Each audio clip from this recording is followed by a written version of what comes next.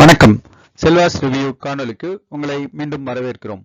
இந்த காணொலியில் நாம என்ன பார்க்குறோம்னா Tata IPL points table 2025 26 April 2025 அன்னைக்கு மேட்ச் நம்பர் 43 முடிஞ்சதுக்கப்புறம் அந்த போட்டியில் வந்து பார்த்தீங்கன்னா 10வது இடத்திற்கு நடந்த கடுமையான போட்டியில் வந்து சென்னை சூப்பர் கிங்ஸ் வின் பண்ணி 10வது இடத்தை ரீடைன் பண்ணிக்கிட்டாங்க. போட்டியில் தோத்துட்டாங்க. இருந்தாலும் அவங்க வந்து 10வது இடத்திற்கான போட்டியில் வந்து ஜெயிச்சிட்டாங்க. அதால் அந்த இடத்த ரீடைன் பண்ணிக்கிட்டாங்க. ஸோ 10வது இடம் இப்போ தெரிஞ்சிச்சு. அடுத்து 1 முதல் 10 வரை இந்த புள்ளிப்பட்டியலில் எந்தெந்த அணி எங்கே இருக்காங்க அப்படின்றத பார்க்கலாம். அதுக்கு முன்னாடி இந்த காணொலி உங்களுக்கு பிடிச்சிருந்ததுன்னா லைக் பண்ணுங்கள், நண்பர்களோட ஷேர் பண்ணுங்கள், எங்கள் சேனலுக்கு சப்ஸ்கிரைப் பண்ணுங்கள். இப்போ நம்ம பாயிண்ட்ஸ் டேபிளுக்கு போகலாம்.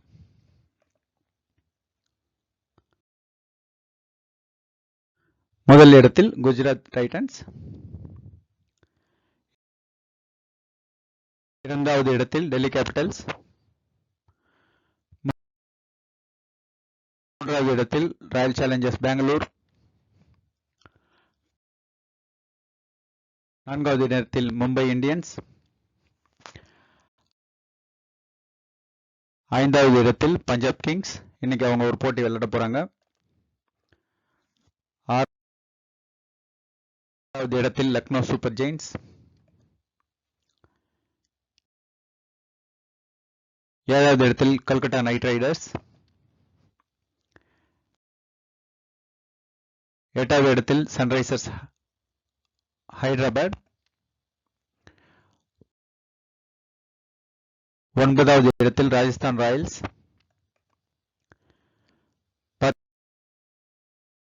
10வது இடத்தில் சென்னை சூப்பர் கிங்ஸ். அதை வந்து ரீடைன் பண்ணிக்கிட்டாங்க.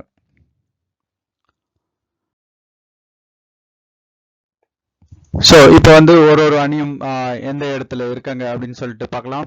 குஜராத் டைட்டன்ஸ் 8 போட்டிகள் 6 வெற்றி 2 தோல்விகள் 12 புள்ளி. டெல்லி கேபிட்டல்ஸ் 2வது இடம் 8 போட்டிகள் 6 வெற்றி 2 தோல்விகள் 12 புள்ளிகள் பெற்றிருக்காங்க. 3வது இடத்துல ராயல் சேலஞ்சர்ஸ் பெங்களூர், அவங்க வந்து 9 போட்டிகள் 6 வெற்றி 3 தோல்விகள் 12 புள்ளிகள் பெற்று அவங்க 3வது இடத்துல இருக்காங்க. 4வது இடத்துல மும்பை இந்தியன்ஸ் 9 போட்டிகள் விளையாடி 5 வெற்றி 4 தோல்விகள் 10 புள்ளிகள். 5வது இடத்துல பஞ்சாப் கிங்ஸ் 8 போட்டிகள் 5 வெற்றி 3 தோல்விகள் 10 புள்ளிகள் பெற்றிருக்காங்க. 6வது இடத்துல லக்னோ சூப்பர் ஜெயின்ஸ் 9 போட்டிகள் விளையாடி 5 வெற்றி 4 தோல்விகள் 10 புள்ளிகள் பெற்று 6வது இடத்தில். 7வது இடத்தில் கல்கட்டா நைட் ரைடர்ஸ், நடப்பு சாம்பியன், 8 போட்டிகள் விளையாடி 3 வெற்றி 5 தோல்விகள் 6 புள்ளிகள் பெற்றிருக்காங்க. 9வது இடத்துல 8வது இடத்துல சன்ரைசர்ஸ் ஹைதராபாத் 9 போட்டிகள் விளையாடி 3 வெற்றி, நேற்றைய போட்டி நடந்த கடந்த வெற்றி மூலம் 6 தோல்விகள் 6 புள்ளிகள் பெற்றிருக்காங்க. ராஜஸ்தான் ராயல்ஸ் 9 போட்டிகள் விளையாடி 2 வெற்றி 7 தோல்விகள் 4 புள்ளிகளோடு 9வது இடத்துல இருக்காங்க. 10வது இடத்துல சென்னை சூப்பர் கிங்ஸ் 9 போட்டிகள் விளையாடி 7 தோல்விகள் 2 வெற்றி 4 புள்ளிகள் பெற்றிருக்காங்க. இப்போ வந்து நேற்று நடந்த அந்த கடுமையான போட்டியினோட 10வது இடத்திற்கு நடந்த கடுமையான போட்டியினோட ரிவ்யூ என்ன அப்படின்னு சொல்லிட்டு ஒரு முறை பார்த்துடலாம். இதில் வந்து பார்த்தீங்கன்னா சென்னை சூப்பர் கிங்ஸ் வந்து சூப்பராக முதல்ல பேட் பண்ணாங்க. முதல்ல பேட் பண்ணுவதோ பார்த்தீங்கன்னா நிர்ணயிக்கப்பட்ட 20 ஓவர்கள் எங்களுக்கு வேண்டாம், நாங்கள் வந்து முன்னாடியே முடிச்சுக்கிறோம் அப்படின்னு சொல்லிட்டு 19.5 ஓவரில் ஆல் அவுட் ஆகி 154 ரன்னு ஸ்கோர் பண்ணியிருந்தாங்க. ஸோ இதில் வந்து பார்த்தீங்கன்னா பிரவிஸ் அவர் வந்து கூப்பிட்டு வந்தாங்க இடையில. அவர் ஒரு 42 ரன் 25 பந்துகளில் எடுத்திருக்காரு. அதுக்கு அடுத்தது மாத்ரே வந்து 19 பந்துகளில் 30 ரன்னு. ஷேக் ரஷீத் அவர் ஓப்பனிங் இறங்கினார். அவர் வந்து ஒரு டக்கு. சாம் குரனை ட்ரை பண்ணியிருக்கிறாங்க 1 டவுன்னு. அவர் வந்து ஒரு 9 ரன்கள் அவுட் ஆகிட்டார், கைவிட்டார். சிவம் துபே இம்பேக்ட் பிளேயராக வந்து இம்பேக்ட் ஏற்படுத்துவாருன்னு காட்டினாங்க. கண்டிப்பாக ஆப்போசிட் சைடு இம்பேக்ட் ஏற்படுத்திட்டார் அவர். தீபக் ஹூடா 22 ரன்கள் 21 பந்துகளில் எடுத்துட்டார். ஸோ எனக்கு தெரிஞ்ச அவர் டெஸ்ட் மேட்ச்னு நினச்சி விளையாடி இருக்கிறார் போல். தோனி வந்து கேப்டன் அண்ட் விக்கெட் கீப்பர், அவர் 6 ரன்கள் அவுட் ஆகிட்டார். ஸோ இந்த மாதிரி இருந்தது. எக்ஸ்ட்ராஸும் ரொம்ப டிசிப்ளினாக எஸ்ஆர்ஹெச் பவுலிங் பண்ணினதால் 7 எக்ஸ்ட்ராஸ் தான் கிடைச்சது. அதில் 2 ஒய்டு 2 நோபால். ஸோ 154 ரன்களுக்கு அனைத்து விக்கெட்டுகளையும் இழந்துட்டாங்க. 20 ஓவர் தேவைப்படாது எங்களுக்கு அப்படின்னு சொல்லிட்டு. தொடர்ந்து சேஸ் பண்ணுறதுக்கு வந்த சன்ரைசர்ஸ் ஹைதராபாத் வந்து என்ன பண்ணிங்கன்னா, சரி நாமளும் 10வது இடத்துக்கு போராட்டம் நடத்தலாம் அப்படின்னு சொல்லிட்டு ட்ரை பண்ணினாங்க. ஆனால் அவங்களால அந்த 10வது இடத்திற்கான போட்டியில் வந்து ஜெயிக்க முடியல. அவங்க மேட்சை வின் பண்ணாங்க, ஆனால் 10வது இடத்திற்கான போட்டியில் தோத்துட்டாங்க. So Head 19 run Ishan Kishan தான் அந்த தோல்விக்கு உண்டான காரணம். அவர் வந்து பார்த்தீங்கன்னா ஒரு 44 ரன்னு எடுத்துட்டாரு. அதற்கு அடுத்து கமிண்டு மெண்டிஸ் வந்து பார்த்தீங்கன்னா ஒரு 32 ரன்னு. ஆனால் பிளேயர் ஆஃப் தி மேட்ச் வந்து ஹர்ஷல் பட்டேல். அவர் வந்து ஒரு 4 விக்கெட்டுகளை எடுத்து எஸ்ஆர்ஹெச்சை வந்து 8வது இடத்திற்கு உயர்த்திட்டார். சென்னை சூப்பர் கிங்ஸ் 10வது இடத்துல நல்லா ரீட்டைன் பண்ணிக்கிட்டாங்க, ஸ்ட்ராங்காக பிடிச்சிட்டாங்க. நம்ம இந்த புள்ளிப்பட்டியல் பற்றி பேச ஆரம்பித்த நாளில் இருந்தே சொல்லிகிட்டு இருக்கிறோம். அந்த யாருன்னா ஒருத்தர் அந்த 9, 8, 10 இடங்களுக்கு வந்தாங்கன்னா ஸ்ட்ராங்காக உட்காந்துடுறாங்க. அங்கேருந்து ஜாம் போட்டு உட்காந்த மாதிரி உட்காந்துடுறாங்க. அங்கேருந்து நகர்றதுக்கு கொஞ்சம் டைம் பிடிக்குது. அந்த வகையில் இந்த 3 அணிகளும் பார்த்தீங்கன்னா அவ்வளோ ஸ்ட்ராங்காக இருக்காங்க. ஓகே, இப்போதைக்கு இதுதான். ஸோ அதால் வந்து பார்த்தீங்கன்னா சன்ரைசர்ஸ் ஹைதராபாத் 5 விக்கெட்டுகள் வித்தியாசத்தில் வெற்றி பெற்று 18.4 ஓவரில் 5 விக்கெட்டுகளை இழந்து 155 ரன்களை எடுத்துட்டாங்க. ஒரு ரன் கூட தான் எக்ஸ்ட்ரா அடிக்க சொன்னாங்க, அதில் கரெக்டாக ஒரு ரன் எக்ஸ்ட்ரா அடிச்சிட்டாங்க. கொஞ்சம் ரன் ரேட் எதனா கொஞ்சம் குயிக்காக அடிச்சிருந்தால் அட்லீஸ்ட் ஒரு படி மேலே போயிருக்கலாம் ரன் ரேட்டில். அதுவும் அவங்க வேண்டான்ட்டாங்க. அவங்க வந்து ரொம்ப ஸ்ட்ரிக்டாக இருக்கிறாங்க. நாங்கள் வந்து இந்த இடம் தான் எங்களுக்கு அப்படின்னு சொல்லிட்டு. ஸோ அந்த வகையில் பார்த்தீங்கன்னா ரன் ரேட்டை கரெக்டாக டிசிப்ளின்டாக மெயின்டைன் பண்ணி 8வது இடத்துல ரீட்டைன் ஆகிட்டாங்க. 7வது இடம்லாம் எங்களுக்கு வேண்டாம் அப்படின்றாங்க அவங்க. ஸோ இன்றைக்கி வந்து பார்த்திங்கன்னா இது மாதிரி மேட்ச் முடிஞ்சிடுச்சு. ஸோ ஒரு படி மேலே போயிட்டு 8வது இடம் 10வது இடம் சென்னை சூப்பர் கிங்ஸ். அடுத்தது இன்றைக்கி வந்து 44வது போட்டி, இந்த தொடரின் 44வது போட்டி நடக்குது. KKR versus Punjab Kings. அதை பற்றின ஒரு ப்ரிவியூவை நாம் பார்க்கலாம்.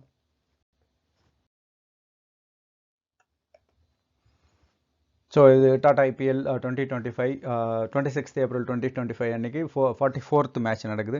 இந்த போட்டியில் வந்து கல்கட்டாவில் நடக்கக்கூடிய இந்த போட்டியில் வந்து Punjab Kings and Calcutta Knight Riders விளாட்றாங்க. நிச்சயமாக பஞ்சாப் கிங்ஸ் அவங்க இதில் வந்து வெற்றி பெற வேண்டிய கட்டாயத்தில் இருக்காங்க. ஏன்னா அவங்க வந்து அடுத்து தொடர்ந்து அந்த டாப் 4க்குள்ளார இருக்கணும் அப்படின்னாக்கா இந்த போட்டியில் வெற்றி பெற்றே ஆகணும். ஆல்ரெடி அவங்க 5th பிளேஸில் இருக்காங்க. ஆனால் ஒரு அட்வான்டேஜ் என்னென்னா அவங்க 8 போட்டிகள் தான் விளையாடி இருக்காங்க. அதால் ஆர்சிபியும் மும்பை இந்தியன்ஸும் ஆல்ரெடி வந்து 9 போட்டிகள் விளையாட்டாங்க. இதுதான் 9வது போட்டி, பிபிகேஎஸோட 9வது போட்டி. ஒருவேளை இதில் பிபிகேஎஸ் வின் பண்ணினாங்கன்னா கண்டிப்பாக அவங்களுக்கு வந்து நல்ல அட்வான்டேஜ் இருக்குது. கேகேஆர் நம்ம சொல்லவே தேவையில்லை, அவங்களுக்கும் 8வது போட்டி தான். இருந்தாலும் 3 போட்டிகள் தான் ஜெயிச்சிருக்காங்க. அவங்களுக்கு வந்து அந்தளவுக்கு இம்பேக்ட் இருக்குமான்னு சொல்லிட்டு தெரில. இருந்தாலும் எல்லா அணியுமே வெற்றி பெறணும்னு தான் முயற்சிப்பாங்களே தவிர 8 முறை 9 முறை தோக்கணும்னு 9 போட்டி விளையாடி 7 முறை தோக்கணுன்ற மாதிரிலாம் யாரும் பிளான் பண்ணிலாம் போக மாட்டாங்க. அது சில அணிகள் வந்து அதுக்குண்டான பிளானையும் பேக்கப் பிளான் வச்சிட்ருக்காங்க. அந்த மாதிரி நடக்காதுன்னு நம்ம எதிர்பார்க்கலாம் கேகேஆருக்கு. ஸோ கேகேஆர் அணியில் வந்து பார்த்திங்கன்னா குர்பாஸ் விக்கெட் கீப்பர், ரஹானே மொதல் போட்டியிலே அடிச்சு தும்சம் பண்ணாங்க அவங்கள. அங்கேருந்து இன்னும் மீண்டு வரல அவங்க. சுனில் நரேன், வெங்கடேஷ் ஐயர், ரிங்கு சிங், மொயின், ரசல், ஹர்ஷித் ராணா, வைபவ் அரோரா, வருண் சக்கரவர்த்தி, இந்த மாதிரி நாரியா இருக்கார், டிகாக் கொஞ்சம் ரெஸ்ட் எடுக்கிறாருன்னு நினைக்கிறேன். இந்த மாதிரி ஒரு ஸ்ட்ராங் டீமை வச்சுக்கிட்டு இருக்காங்க. கண்டிப்பாக அவங்களோட எக்ஸிக்யூஷனும் நல்லா இருக்கும் அப்படின்னு சொல்லிட்டு எதிர்பார்க்கலாம். கல்கட்டாவில் நடக்குது.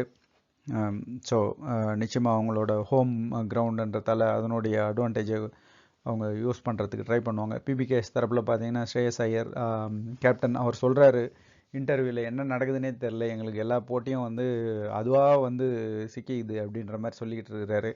இந்த போட்டிலையும் கேகேஆர் அவங்களா போய் சிக்கிக்கிறாங்களா இல்லை எதனா ட்ரை பண்ணுறாங்களான்னு பார்க்கலாம். Josh English wicket keeper, Arya, அதுக்கடுத்து பார்த்தீங்கன்னா வதேரா இருக்கார், ஸ்டாய்னிஷ், யான்சன்,